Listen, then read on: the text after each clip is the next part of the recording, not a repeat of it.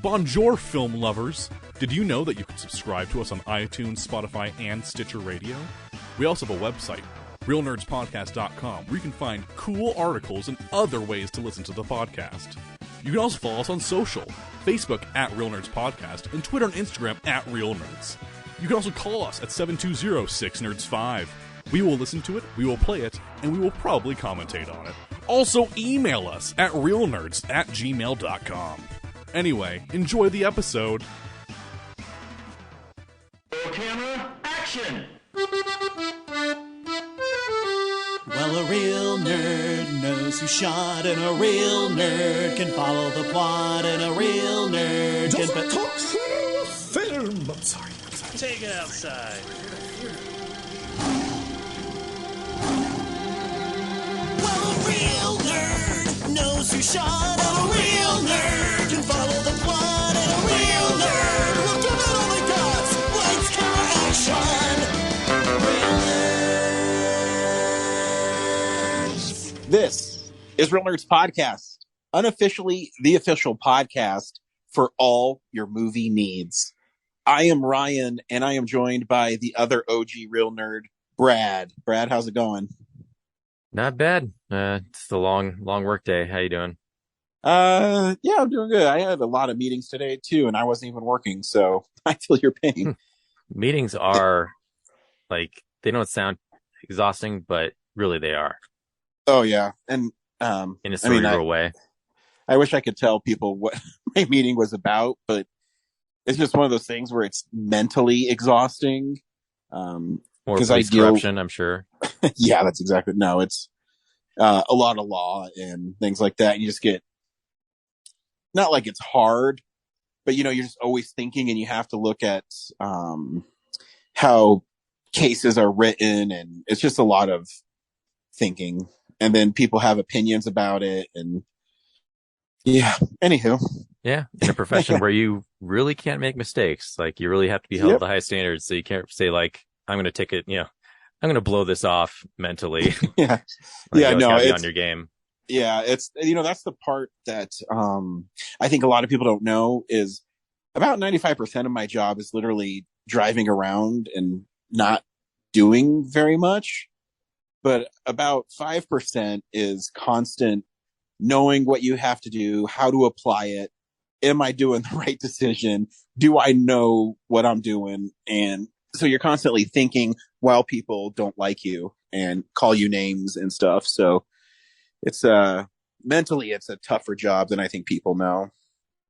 But I came home and I beat Turtles in Time. And finally, I know how that game, dude. So you can, on the arcade versions, you can put in as many quarters as you want. So I gave my guy 10 lives. When you go back and you play early 90s arcade games, you're like, man, this is like really cheap. And it took me, so when I got mine Tuesday or Wednesday, I can't remember. And so I've only really been playing Turtles in Time, and it took me that long to figure out the patterns and beat them. Like the foot soldiers and things like that or whatever. But the lasers that randomly shoot in the levels, or, the big round wrecking balls that drop from nowhere in the level. And Krang is an asshole in that fucking game. But I didn't have that too big of a problem with Shredder, but man, fuck. He's in this little flying saucer thing that puts you in a bubble. Yeah. And I'm like, you little motherfucker. And every time I got hit, and Donatello goes, does anybody have the pen? I'm like, fuck you.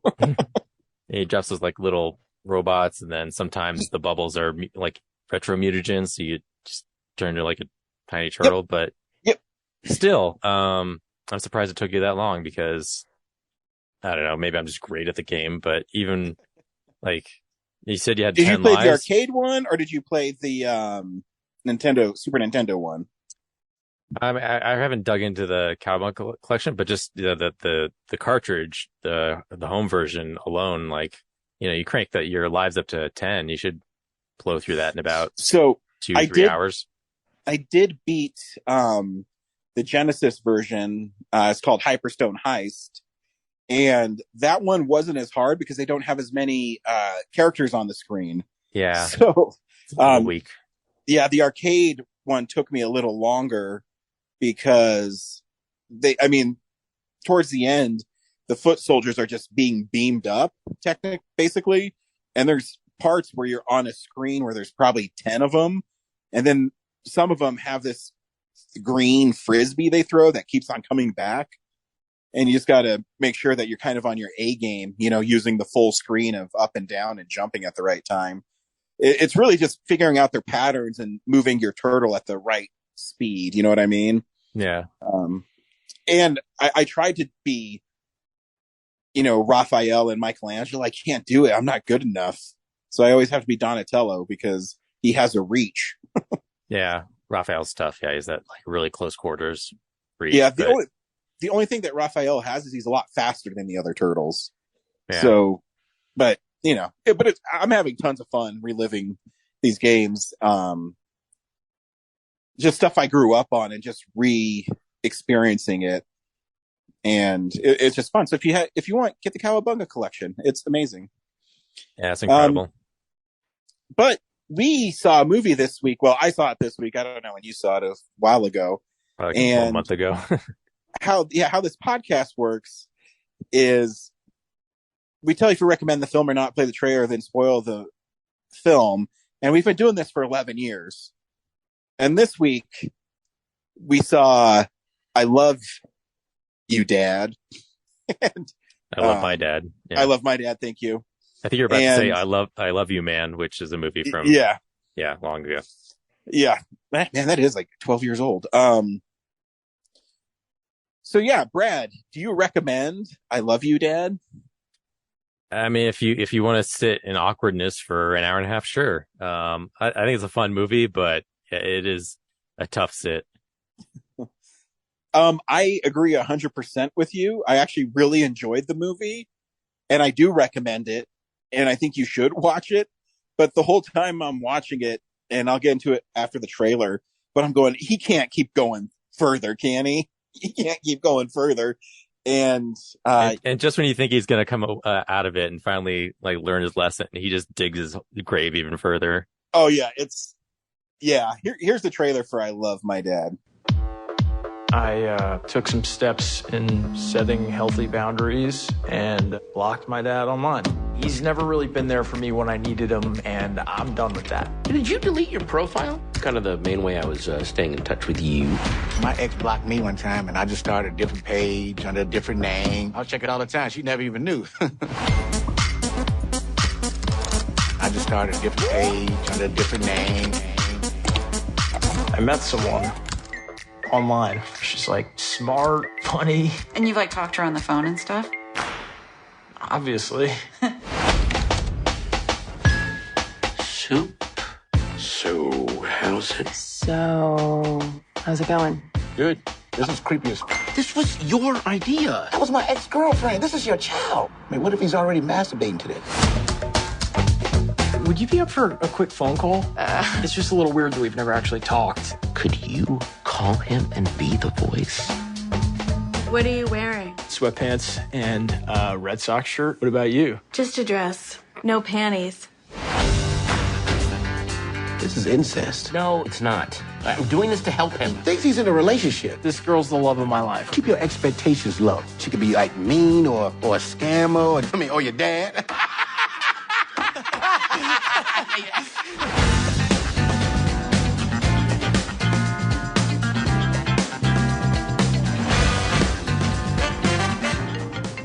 It's my girlfriend. One sec.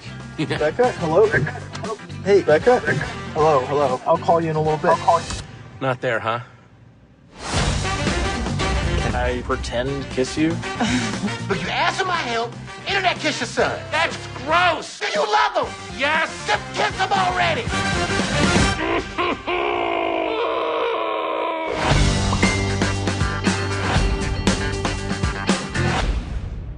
So in this film, this guy named Franklin, I guess he's supposed to be 18. I don't know. Yeah.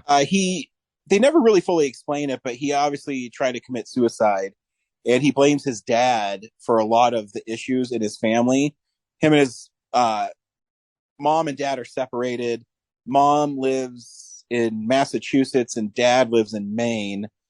And I never really got, what is Patton Oswalt's job in that? I guess he's just like a computer representative, salesman. I don't know. Oh shoot, yeah, it's been a while. He's I guess they really, computer tech guy. really, yeah.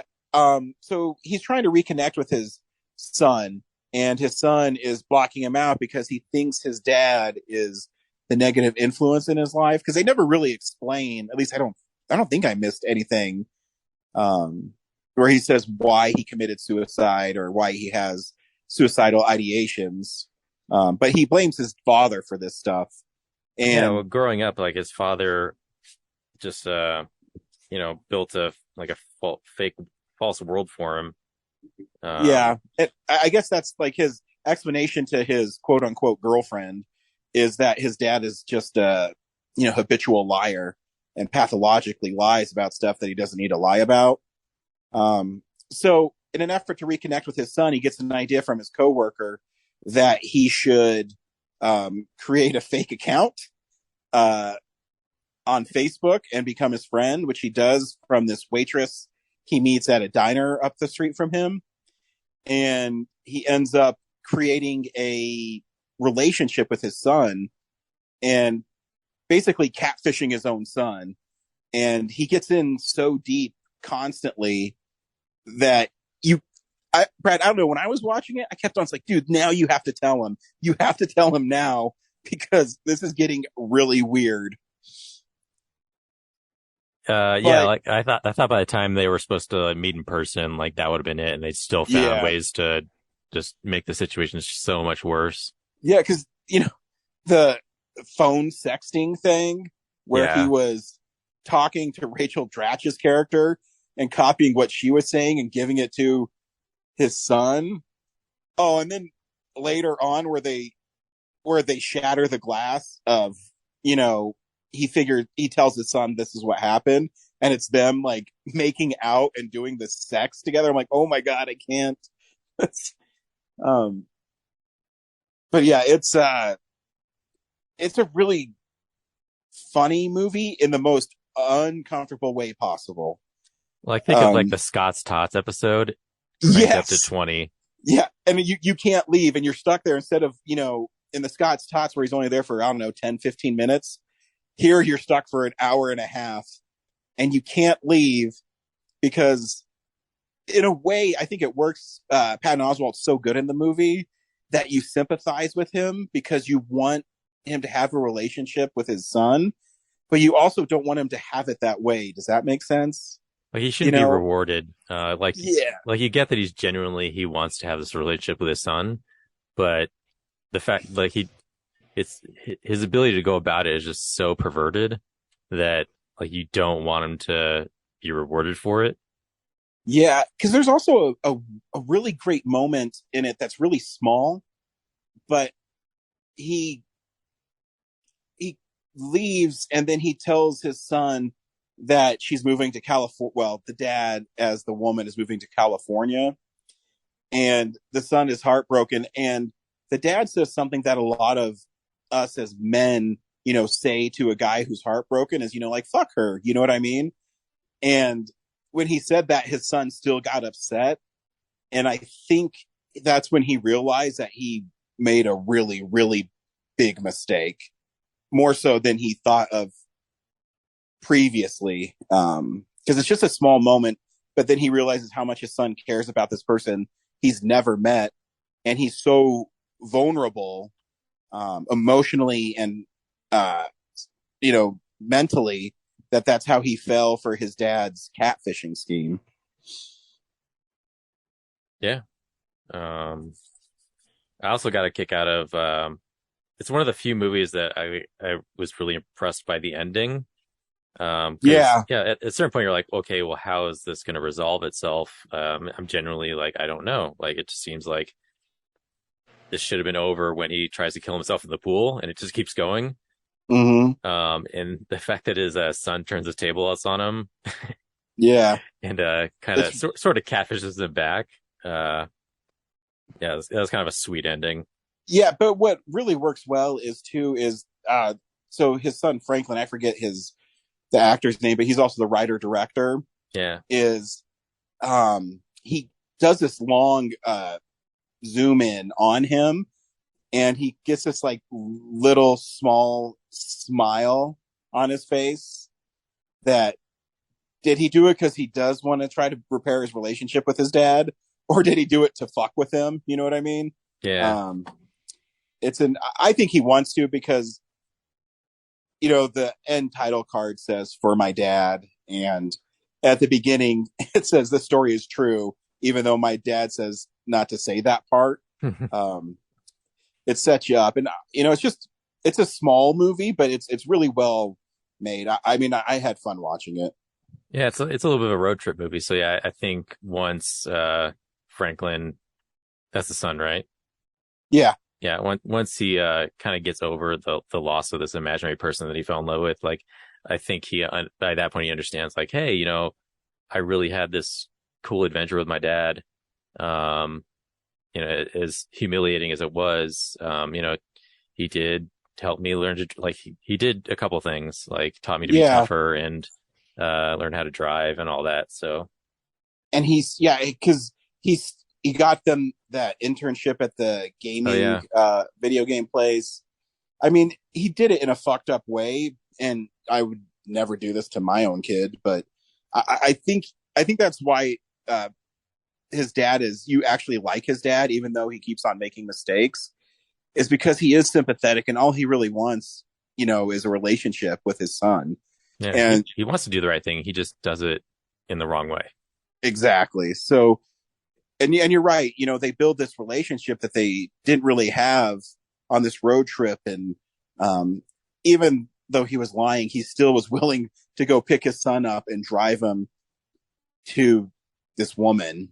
And when he was explaining to his friend, who's really funny, I forget his friend's name, but he says, he's a good kid, and he's nice. Maybe she'll like him.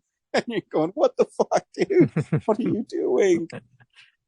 Yeah. Because he even has weird interactions with her before the big blow up at the end. And she's like the real victim in all of this too. It's like, oh my God, this poor woman. Yeah. And the end where he's in the kitchen talking to the busboy, who's her real boyfriend, and him talking to her, like, I don't know, it was like really tense. Going, oh man, how's this all going to play out? How's it going to blow up? Yeah, you have this expectation that he's he's going to say something to the boyfriend that's actually going to like help stall and like maybe turn the movie around. Yeah, and it really doesn't do anything. No, prolong the inevitable, and your uncomfortableness and not feeling good about watching it. Yeah. The poor girl. She's just yeah, she's the most innocent person in all of it. And what's messed up is people really do stuff like that, where they create fake profiles, and man. Yeah. And gosh, like, even if he, like, maybe before all this, it just, hey, here's a picture of my son and this kind of stuff, like, like maybe introduced her that way, like, but giving her no warning. Yeah, it still puts her in a really horrible position, but he could do something like, hey, my son's going through a tough time. I messed up and I made this profile because I saw you. Can you please just let him down gently or something? You know what I mean? Yeah. Like, but he gets plenty of opportunities to get ahead of himself, and he just didn't do it. Yeah, but he gets so in his own way that he can't help himself, So yeah, quite the uncomfortable movie. But I do recommend it. I think it's interesting story to tell, and the performances are really good throughout the whole film. For sure, yeah, I liked it. It's as cringe-inducing as it is. I think it's interesting. Yeah. So nice recommendation, Brad. No problem. Yeah, every once in a while. Hey, here is the big news story of the week. It's real news.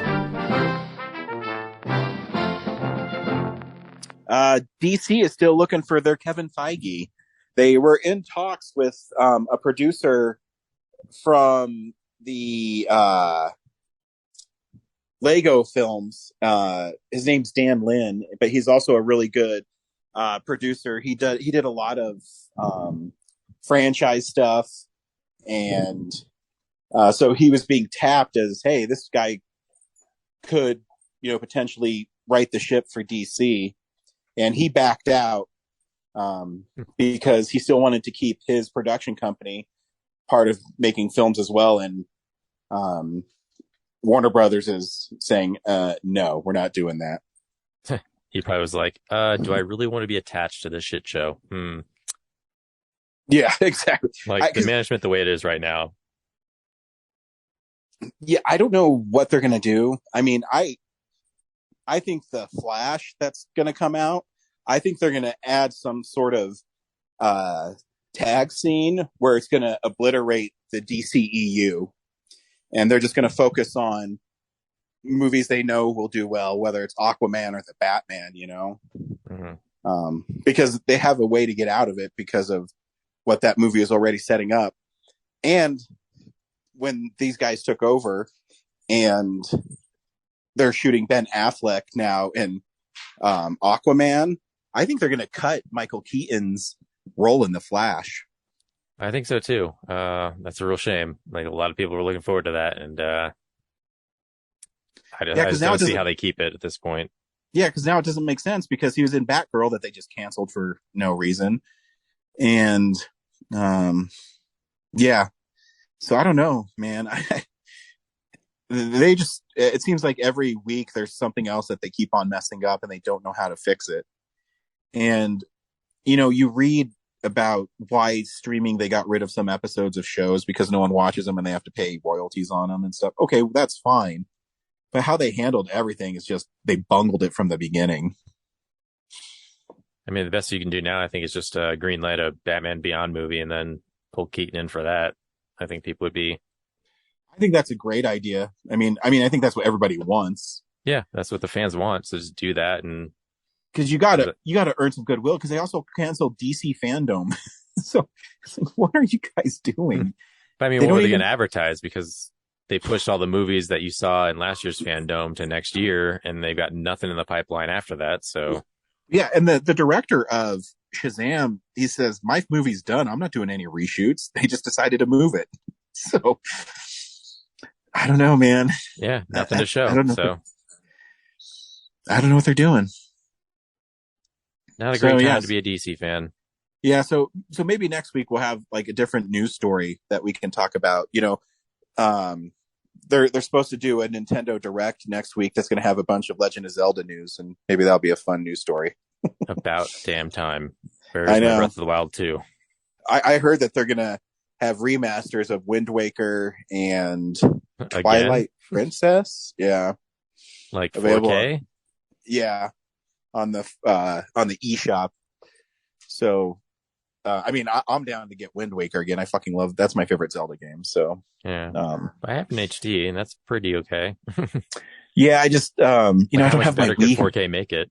I don't have my Wii U hooked up though, so I'm gonna buy it again just so I can have it on my Switch. It was on the Switch. All right. So yeah. Hey, we're gonna recommend one thing this week that you should check out, in a segment I call "One Thing We're Recommending." I haven't thought of a name yet.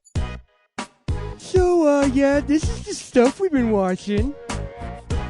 Now, Brad, we don't have other people with us, so if you have more than one thing like you did last week, please recommend away. Cool. What do you recommend this week? That makes this easy. I guess I have two things. Well, one's kind of a sort of not recommend, but interesting to talk about. So the first one, cool. Amadeus, the director's cut. I watched it again, and it totally kept me away from doing the stuff I need to get done that day because it's an amazing movie. And I was told not to trust you. No, that's the good one. yeah, just a incredible film. F. Murray Abraham's performance. Yeah, but didn't he kill Mozart? He did. That's the whole movie. Is him. His entire thing of that movie is him plotting to kill Mozart and fulfilling it. Mozart. I don't know, Jack. I kill a lot of guys. And then the second thing is, I got done with Instacart and needed to see a movie and get a pizza. So the last thing at the Stones Lake Alamo for that day was a Fantastic Fest entry called The Timekeepers of Eternity. And that is a weird one. It is a re-edit of a Stephen King film called The Langoliers. Yeah, that's a weird movie already. A TV movie, yep. From like the mid 90s with like Bronson Pinchot and David Morse. The guy from Quantum Leap. Yeah, so this person took that movie, cut it down to like, I'm going to say I was there for an hour, maybe a little bit more. And it's in black and white, and it's kind of like, imagine watching a flip book of like a paper flip book. But like 24 frames per second. Weird. So like all the scenes are sometimes like torn in half. So like the sheet of paper is like ripped in half and there's like a bottom of another, like the next scene. And then the one you were just watching is up top, or they're like, cutting holes in the frame to like what the character's going through in their head. But it's all from footage from that TV movie, where there's a bunch of people on a plane and they go through a wormhole, I guess. And then, I don't remember that movie that well, but what you're saying is starting to refresh my memory. Yeah. And then like all the people who weren't sleeping have disappeared, and the people who were sleeping are awake. And one of them is like a air marshal. They land the plane at this airport. There's absolutely no one around. There's like a little girl who's like warning that the Langoliers are coming, and they're like these monsters, I guess, that are going to like come and reset time. And I guess they went back in time, but the whole concept of the time travel doesn't make any sense to me. And I feel like this movie left a bunch of stuff out. Like trying to watch it, I was trying to figure out like, how did this, like as I was watching, I was trying to figure out in my own head, like, what is this? What's the original movie supposed to be anyway? And it's like just a lot of nonsense, and the acting is awful. I don't know if it's just because the edit or the original movie is that bad, but I just thought the artistic part of it, where they turned everything into like paper sheets and then, trimmed the framing, like all that is a cool art project. But as far as a narrative that you're trying to sit down and enjoy, it was so frustrating. I couldn't wait to leave. Oh shit, that sucks. Yeah. Like those are always the worst movie experiences, because you pay for the ticket, Yeah. And you sit there, you go, oh my God, I should leave, but I spent money on this, so I'm going to stick it out. Yeah. Like I when it first starts, I'm like, so this movie's like 4:3 black and white for an hour and a half. Ugh. And like, what's with all the scratchiness and the grain, and like, why is the papers like, is this going to change at all? And no, it's the whole time. And Bronson Pinchot's character is like, he's this businessman who turns into a murder by the end. And he's just like so over the top. So sorry I rushed through that because I was trying to beat the timer, but yeah, I think I said it. That's not all you need to say.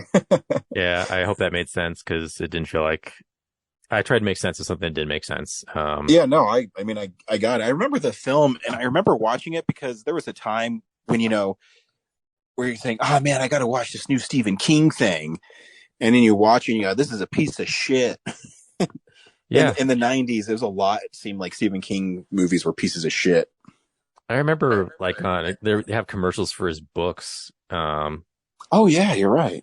And, growing up, I didn't read his books, but, it just felt like he was this big deal writer. And then like watching the movies that they made of his books, like for the most part, a lot of them are pretty terrible. And I'm just like, maybe the source material's just as bad. I'm not the biggest fan of his. I've always said my favorite book he wrote was actually a novella, and it's called Cycle of the Werewolf. And it's only maybe 150 pages. And it has Bernie Wrightson art in it. So there's really cool werewolves in it. But then it was adapted to Silver Bullet, which is an okay movie, but it's really cheesy. And I feel that way about a lot of his movies. You know, the first It was really great. And then I knew that the second It, while I still enjoyed it, was going to struggle because the source material is towards the end of the book is not good. So, yeah. I mean, yeah, I've never been the biggest fan. I like some of his stuff, but yeah, and they just don't adapt well. I think the only thing I really like of his that they've ever done is the Shawshank Redemption, and that's just a short story. Yeah, and two, you know, IGN just put out their favorite horror films, and The Shining is number one. I think The Shining is so overrated. I don't know. I mean, I think it's a quality movie, but yeah, it's like someone was on a podcast I was listening to on the drive here, and they said like it was their favorite horror film. I'm just like, horror, really? It's more of a thriller to me. Yeah, that's what I mean. Like, it's not a bad film. It's just, I don't know. You know what I mean? It's just never really been one of my favorites. I mean, I've never owned it, and I always try to watch it, and I watch it every maybe 5-6 years. And I go, yeah, the performance by Jack Nicholson is really interesting, but I think The Simpsons did it better. So, yeah, totally. Yeah, God, yeah. I remember Dreamcatcher. I think that's the first one I ever watched of his, and just being like, "What?" And did you get excited to watch it because Jason Lee was in it, and you're like, "This sucks"? I think that's part of it, but that was my experience with Dreamcatcher. Like I remember the trailers and commercials like being a big deal. Like it felt like it was supposed to be an event picture. And then you're just like, oh wait. Yeah, and then like movies are fine, but I'm not like crazy about them. Yeah. What else? Pet Sematary was his. Again, the idea is cool, but then it gets really cheesy. Yeah. So yeah, there's those. Misery is his, right? I haven't seen that. Yeah, Misery. Misery's great. Misery's great. Yeah, but again, it's probably one of those things where whoever made the film took over a lot of it and made it better. Yeah, and I think too it works well because it's really just a character piece, you know, with James Caan and Kathy Bates.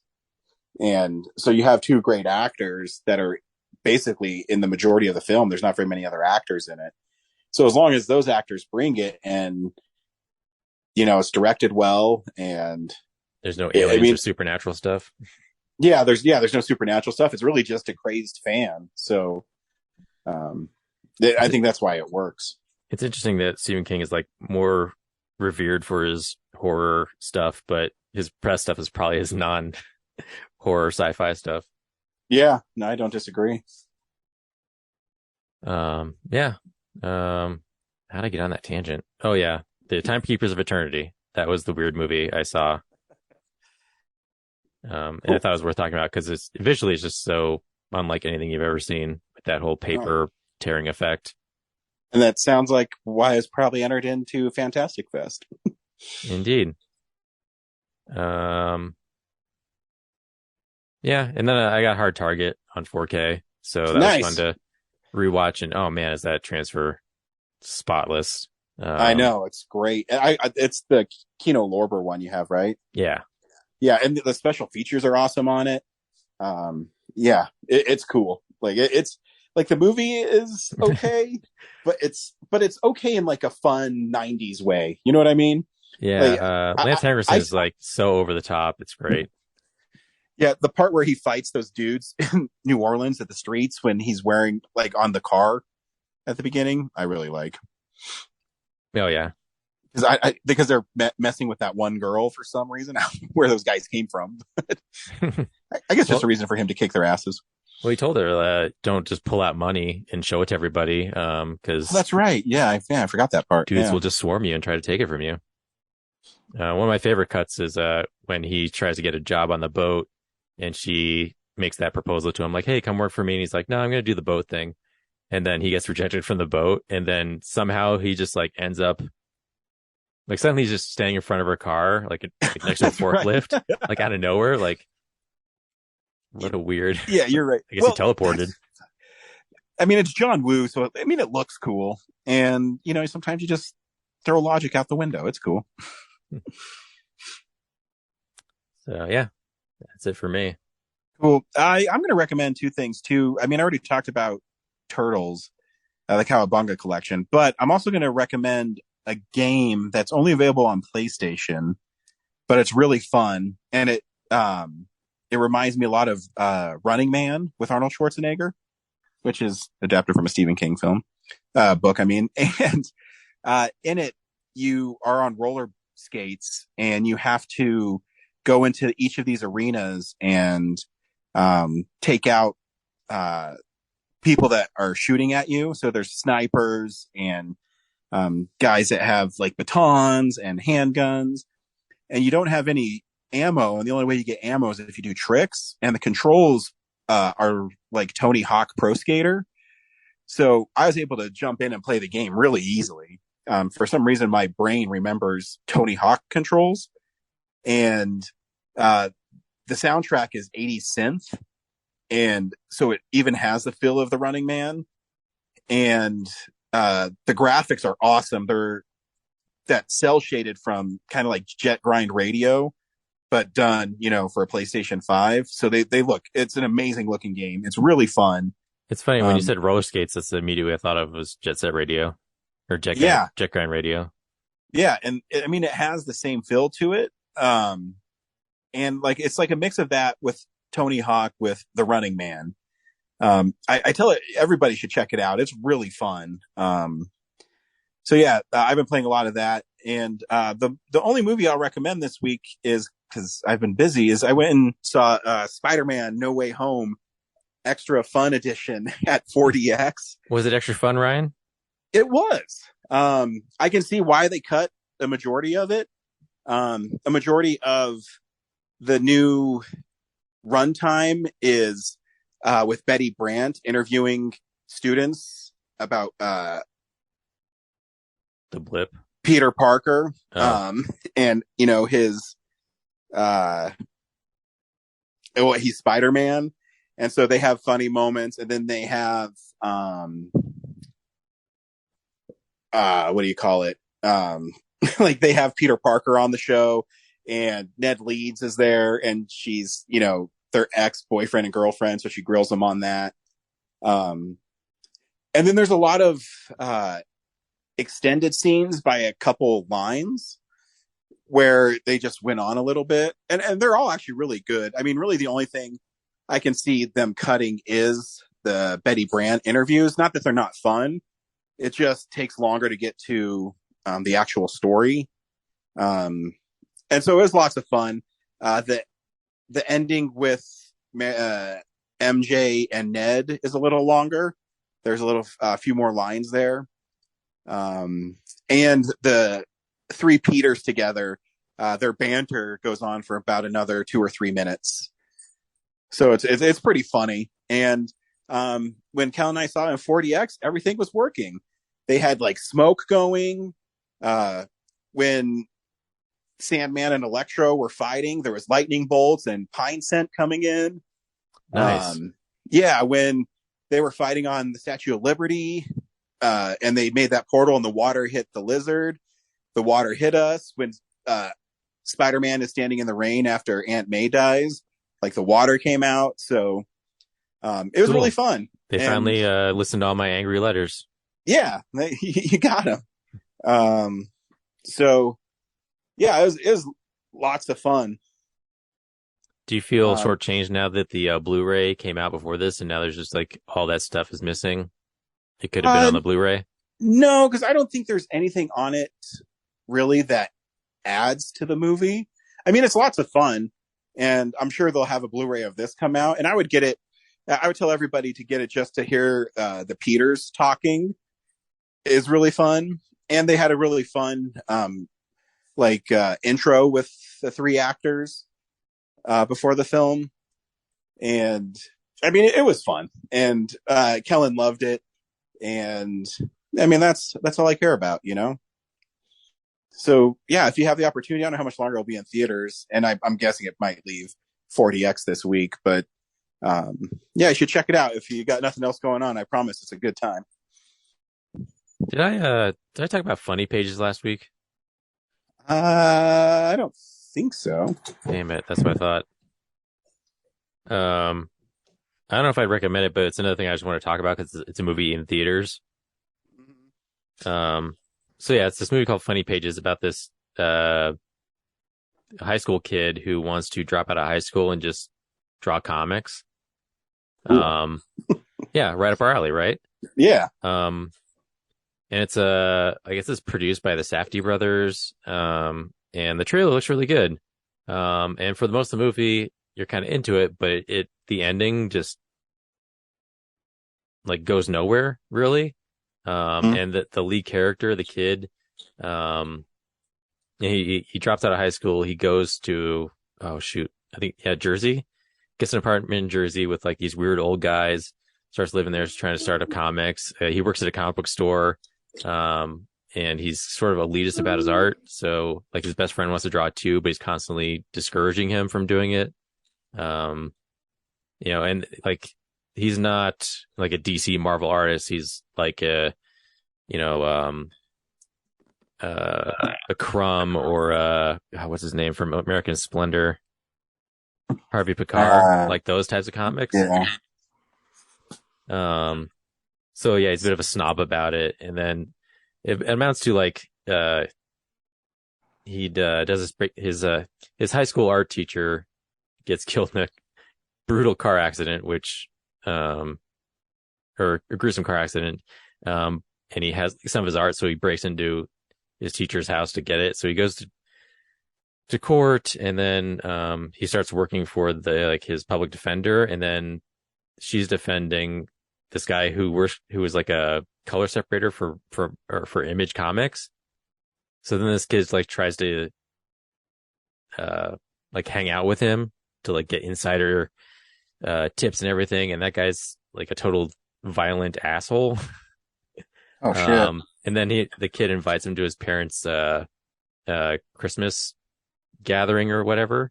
So yeah, the movie starts out like, oh, like there's this kid who's in comics, like he's really nice, but at the end you realize he's just like a spoiled brat because he just walks all over his parents by inviting this violent stranger to his house, and like it goes so bad. And then the movie just ends. At that point, you're just like, what was I supposed to get out of this? Other than like, the cool part is like the film grain and the visual style of it. Like it looked like a movie that was made in the 90s. And it has the feel of those like dirty indie comics. Mm-hmm.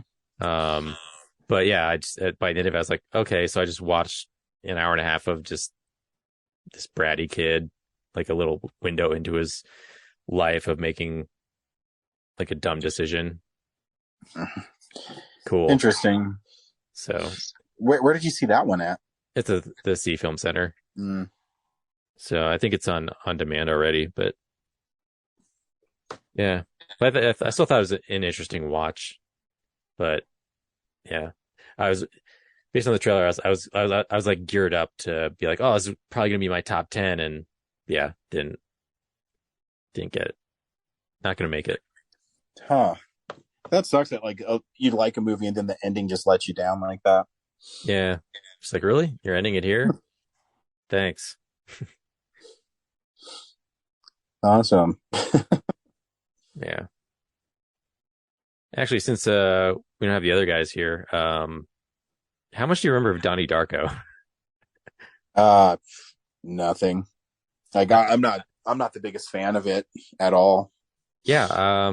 I watched it, I think like 2005. Haven't watched it since. Is it the Esquire, late nights? So I was like, oh, I haven't seen this in years. Let me refresh myself. And yeah, weird. I don't understand the appeal.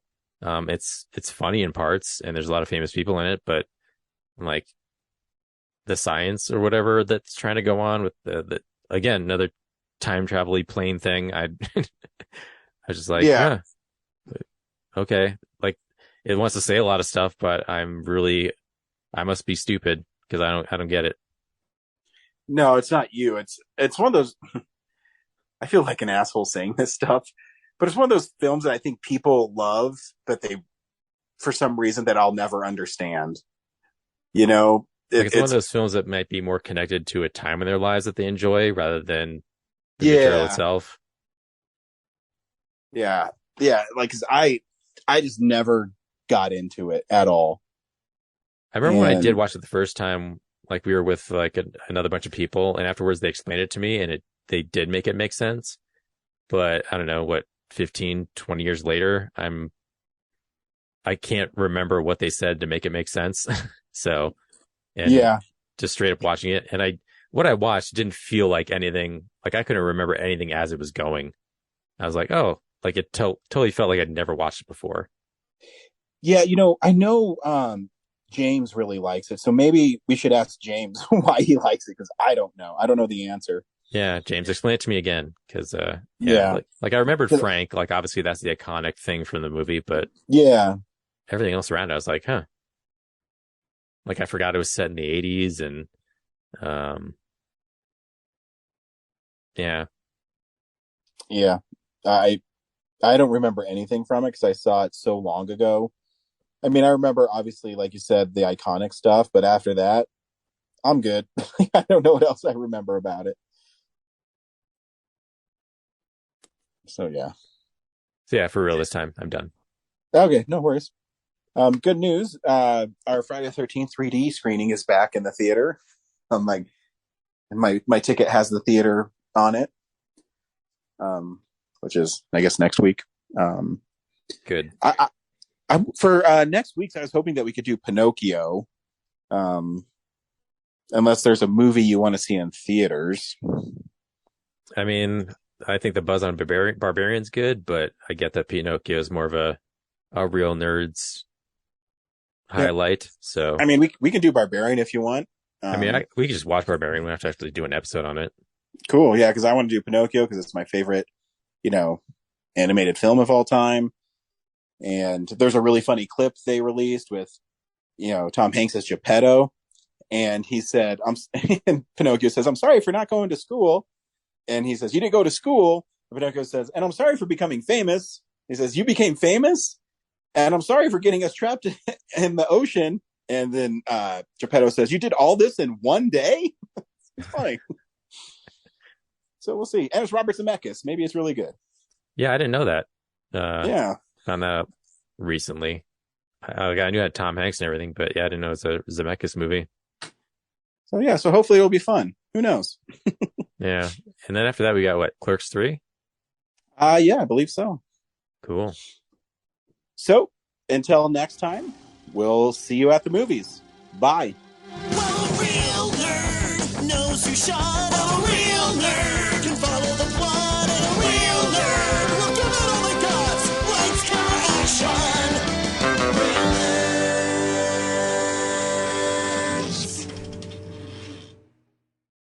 Thanks for listening to Real Nerds Podcast, a Nebulous Visions production. Stream or download episodes, read articles at realnerdspodcast.com. Stream us on Apple or Google Podcasts, Stitcher, Spotify, or iHeartRadio. Follow us on Facebook, Real Nerds Podcast.